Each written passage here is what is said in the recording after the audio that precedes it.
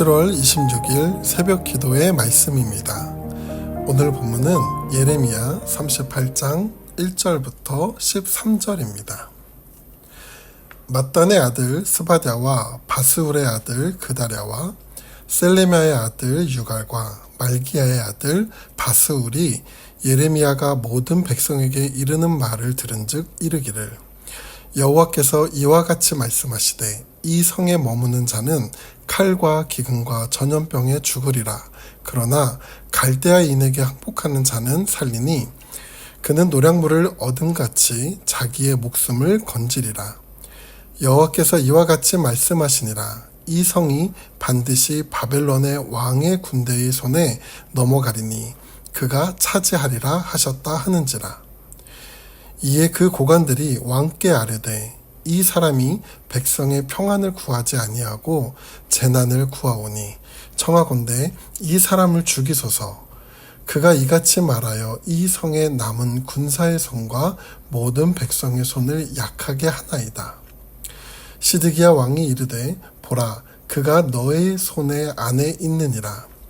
왕은 조금도 너희를 거스를 수 없느니라 하는지라. 그들이 예레미야를 끌어다가 감옥들에 있는 왕의 아들 말기야의 구덩이에 던져 넣을 때에 예레미야를 줄로 달아내렸는데 그 구덩이에는 물이 없고 진창뿐이므로 예레미야가 진창 속에 빠졌더라. 왕궁 내시 구스인 에베멜렉이 그들이 예레미야를 구덩이에 던져 넣었음을 들으니라. 그때의 왕이 베냐민 문에 앉았더니 에베멜렉이 왕궁에서 나와 왕께 아뢰어 이르되, 내 주 왕이여, 저 사람들이 선지자 예레미야에게 행한 모든 일은 악하니이다.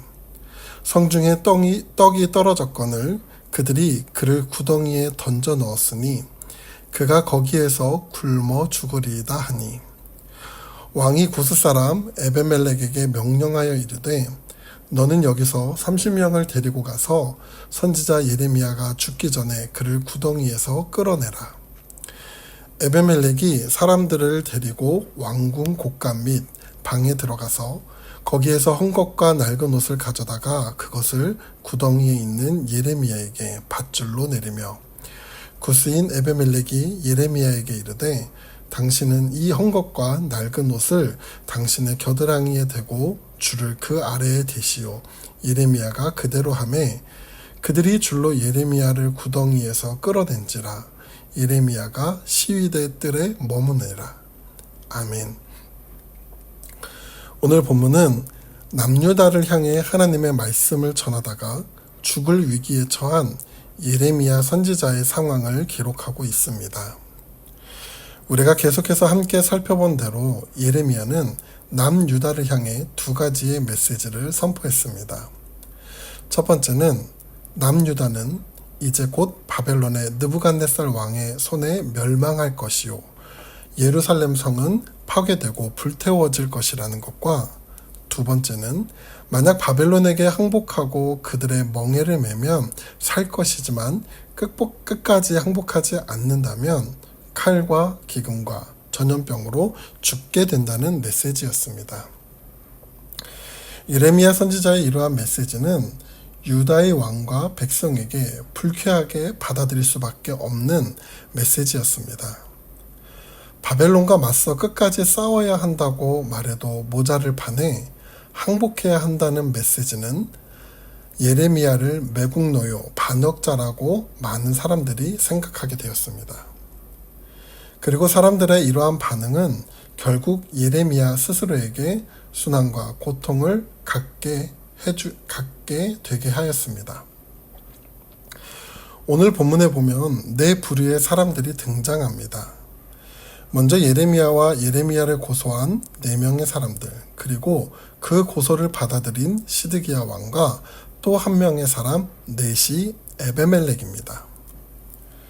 내용을 살펴보면 예레미야는 유다에게 바벨론에 항복하라는 하나님의 말씀을 전합니다.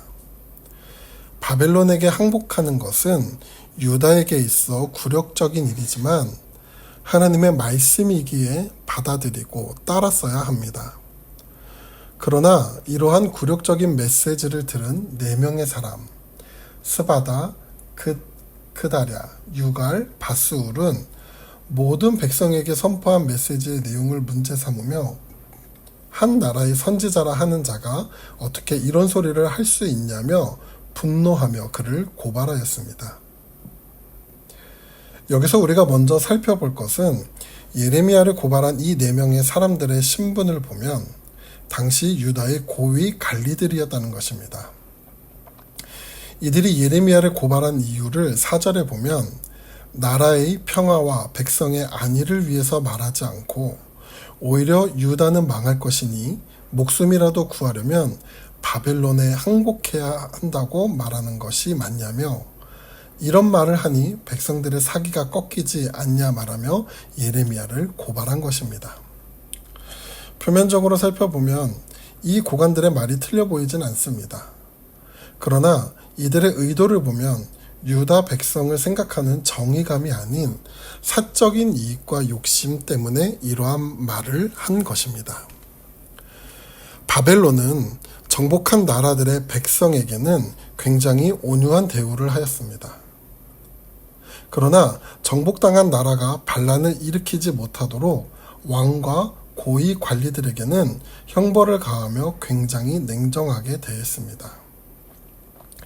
예레미야를 고발한 관리들은 이 사실을 알고 있었고 만약 바벨론에 항복하게 된다면 자신들의 처지가 어떻게 될지 이미 계산되었던 것입니다.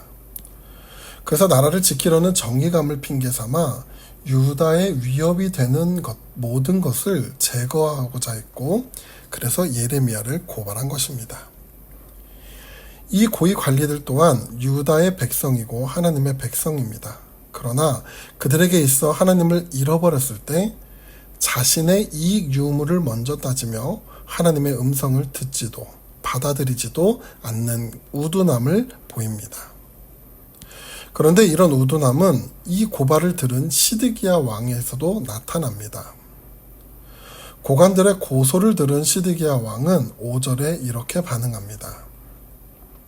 시드기야 왕이 이르되 보라 그가 너희 손 안에 있느니라 왕은 조금도 너희를 거스를 수 없느니라 하는지라.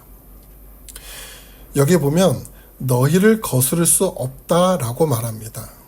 이 말은 자신이 4명의 고관들의 말에 저항할 능력이 없는 무능한 사람임을 스스로가 인정하고 있으며 또한 시드기야 왕에게 임한 하나님의 말씀보다 사람들의 말을 더 두려워하고 있음을 스스로 고백하고 있는 것입니다.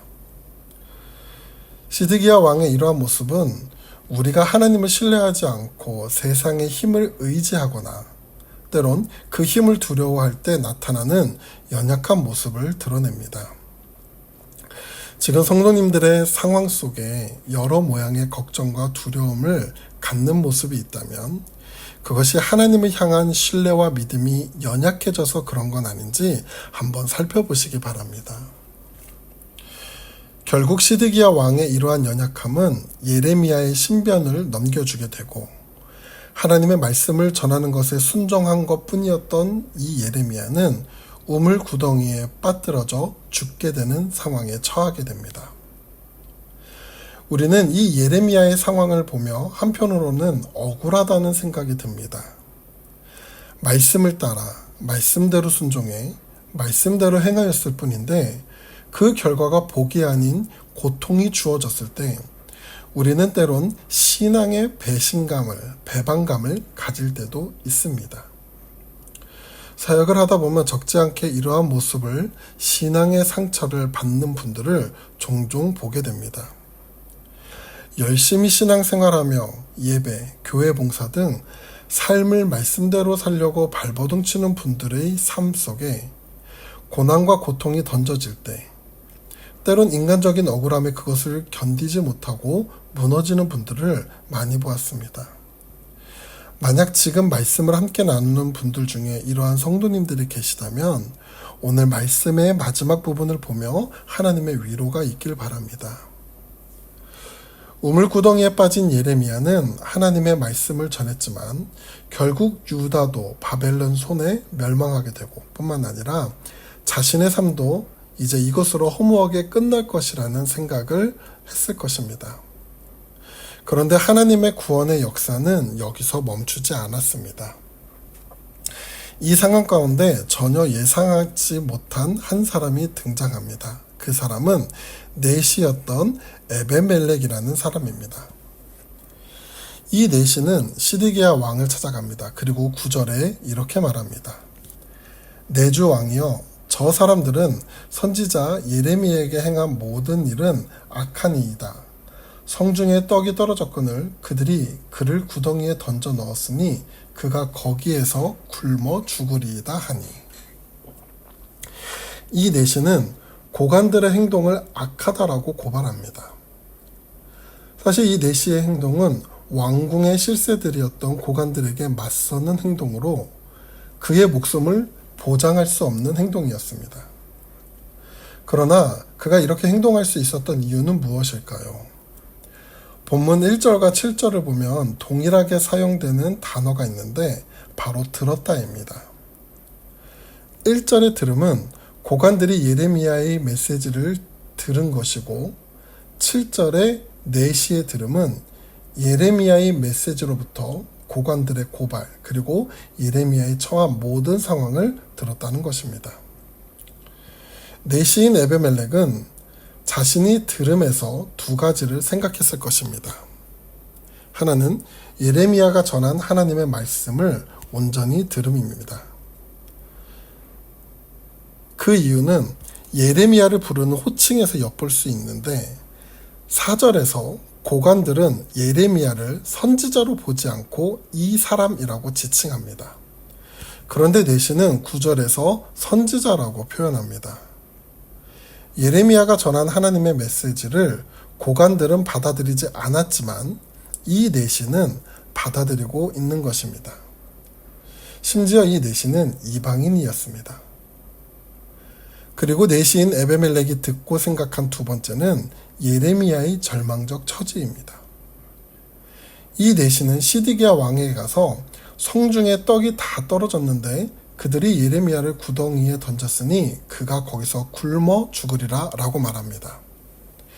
히브리어 원문의 이 표현을 보면 성중에 떡이 다 떨어졌다는 말은 양식이 떨어졌다는 의미보다는 전쟁이 끝나게 되었다는 의미를 갖습니다. 오늘 본문의 앞부분인 37장에 보면은 애굽의 군대가 올 때에 바벨론의 군대가 잠시 유다에서 물러가는 장면이 나옵니다. 아마 이 상황을 이야기하며 넷이는 시드기야 왕에게 바벨론의 군대가 물러갔는데 예레미야를 구덩이에 던져 넣어 굶어 죽게 하는 것은 무의미하다는 것을 왕에게 어필한 것입니다. 시드기야 왕은 이 말을 듣습니다. 그리고 사람을 보내 예레미야를 구덩이에서 건져내게 합니다. 그런데 더 놀라운 것은 이 절망의 구덩이에 빠져 상처의 고통과 죽음의 두려움 가운데 있는 예레미야를 세심하게 구원하는 모습이 11절에 기록되어 있습니다. 성도 여러분, 오늘 말씀을 보며 한 가지를 기억하셨으면 좋겠습니다. 하나님을 신뢰하며 말씀을 따라 살아가는 동안 때론 억울할 정도로 고난과 어려움을 당할 수도 있습니다. 그러나 하나님은 그 말씀을 따라 살아가는 자들을 반드시 기억하십니다. 그리고 가장 절망이라 생각되는 그 상황 속에서 가장 세밀하게 우리를 보호하시고 구원으로 이끄신다는 사실을 오늘 말씀을 통해 기억하시고 삶의 위로가 되시기를 간절히 바랍니다. 함께 기도하겠습니다.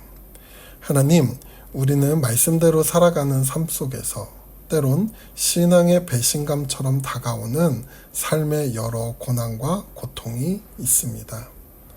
오늘 말씀을 묵상하고 기억할 때 하나님의 말씀을 따라 살아가는 자들은 하나님은 결코 잊지 않으신다는 사실과 가장 견디기 힘든 고통 속에서 가장 세밀하게 보호하시고 도우신다는 사실을 믿음으로 품을 수 있도록 인도하여 주시옵소서.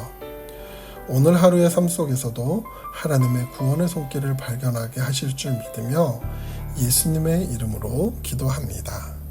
아멘.